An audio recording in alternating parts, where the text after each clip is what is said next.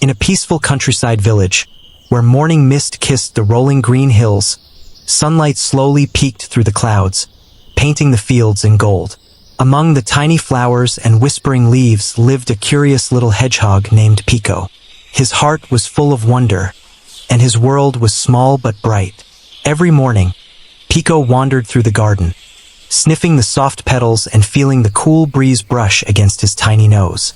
He loved finding shiny pebbles and colorful leaves. Each one became part of his secret little collection that made him smile. Under the shade of a tall oak tree stood Pico's cozy home, built from leaves, twigs, and a little bit of love. But one day, the skies began to darken. The wind grew wild, and the first drops of rain fell upon the earth. Soon, thunder rolled across the valley, and the gentle garden turned into a storm of rain and wind. Pico huddled under a large leaf, trembling as his home and garden slowly disappeared under the rushing water.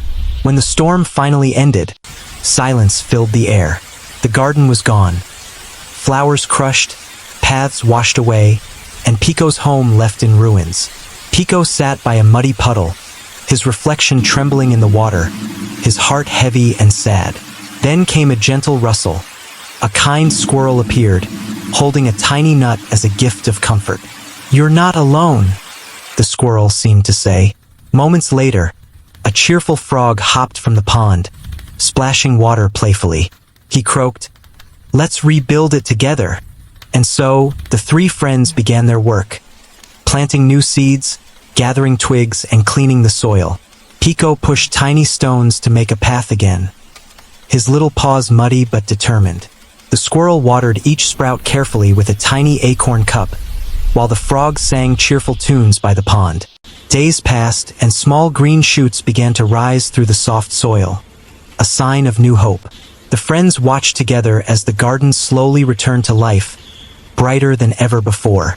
Flowers opened their petals to the sunlight, butterflies danced through the air, and the scent of life filled the garden once more.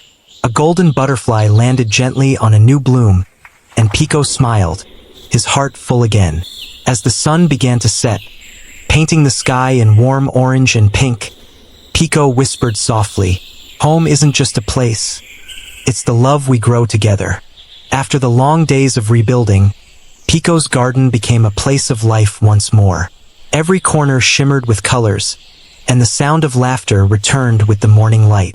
Sometimes, when the wind passed through the flowers, Pico could almost hear the whisper of the storm, a gentle reminder of how far they had come. He often thought about that day, the one that changed everything. It had taken away his home, but it had also brought him something far greater: friendship, courage, and a new beginning.